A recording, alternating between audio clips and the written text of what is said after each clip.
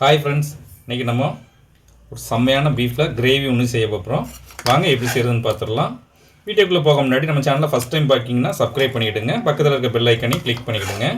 அப்போ தான் நம்ம போடக்கூடிய வீடியோஸ்லாம் உடனுக்குடன் நோட்டிஃபிகேஷன் வரும். வாங்க வீடியோக்குள்ளே போகலாம். இப்போ ஒரு பாத்திரத்தில் நம்ம கறியை சேர்த்துக்கலாம். ஒரு அரை ஸ்பூன் மஞ்சள் தூள் சேர்த்துக்கலாம். 1/4 ஸ்பூன் மிளகுத்தூள், 3/4 ஸ்பூன் சீரகத்தூள், 3/4 ஸ்பூன் வத்தல் தூள், 1 ஸ்பூன் மட்டன் மசாலா தூள், 3/4 ஸ்பூன் சோம்பு தூள், கறிக்கு தேவையான அளவு உப்பு, கொஞ்சமாக இஞ்சி பூண்டு பேஸ்ட்டு போட்டுக்கலாம். கப் அளவு தயிர் சேர்த்துப்போம். இப்போ நல்லா மிக்ஸ் பண்ணிடுவோம்.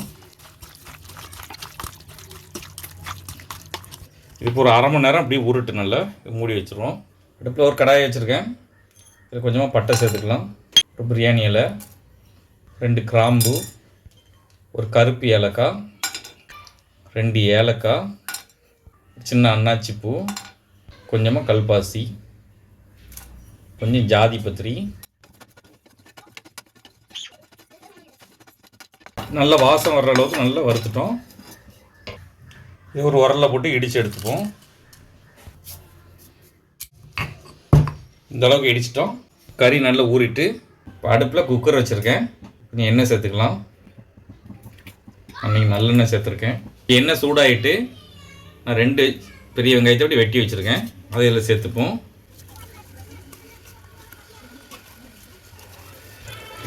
இப்போ வெங்காயத்தை நல்லா வதக்கிக்கலாம்.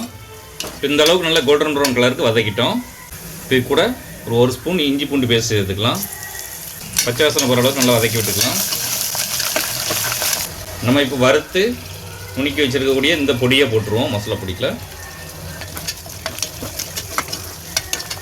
இப்போ நம்ம ஊற வச்சுருக்க இந்த கறியை இதில் சேர்த்துருவோம்.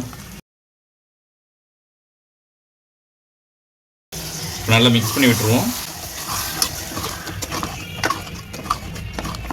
இப்போ நல்லா மிக்ஸ் பண்ணி விட்டாச்சு. இப்போது குக்கரை விசில் போடாமல் ஒரு 5 நிமிஷத்துக்கு இப்படி மூடியை மட்டும் வச்சுருவோம். ஒரு 5 நிமிஷம் ஆகிட்டு நம்ம ஓப்பன் பண்ணி பார்த்துடலாம். இப்போ கறி வேகிறதுக்கு கொஞ்சமாக தண்ணி சேர்த்துக்கலாம். நம்ம கிரேவி மாதிரி தான் வைக்க போகிறோம். அதனால் கறி வேகிறதுக்கு மட்டும் தேவையான அளவு தண்ணி பார்த்து சேர்த்துக்கலாம். இப்போ நல்லா மிக்ஸ் பண்ணி விட்டு உப்பு காரம் மட்டும் செக் பண்ணிக்கலாம். இப்போ உப்பு கம்மியாக இருக்குது, உப்பு மட்டும் கொஞ்சம் போட்டுக்குவோம். நல்லா மிக்ஸ் பண்ணி விட்டுருவோம். தாளிக்கும் போது கருவேப்பிலை போட மறந்துட்டேன். நல்லா இப்போ கொஞ்சம் கருவேப்பிலையும் போட்டுருவோம். இப்போ குக்கரை மூடி ஒரு 5 விசில் மட்டும் போட்டுக்கலாம். இப்போ 5 விசில் வந்துட்டு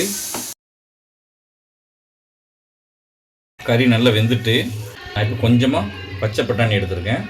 அதை போட்டுருவோம். பச்சை மிளகாவை இப்படி வெட்டி வச்சுருக்கேன், அதையும் போட்டுருவோம்.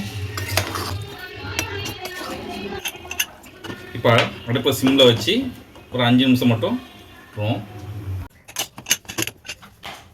பட்டாணி நல்லா வெந்துட்டு இப்போ நம்ம எடுத்து வச்சிடலாம். நம்ம இப்போ இந்த கிரேவியை சூடான சாதத்தில் போட்டு பிணைஞ்சு சாப்பிட்றலாம்.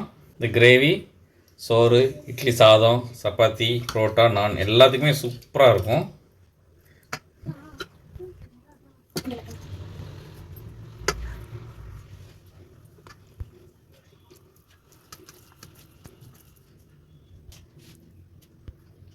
கறி நல்லா சாஃப்டாக வந்துட்டு டேஸ்ட்டும் ரொம்ப சூப்பராக இருக்குது. நீங்களே வீட்டில் ட்ரை பண்ணி பாருங்கள்.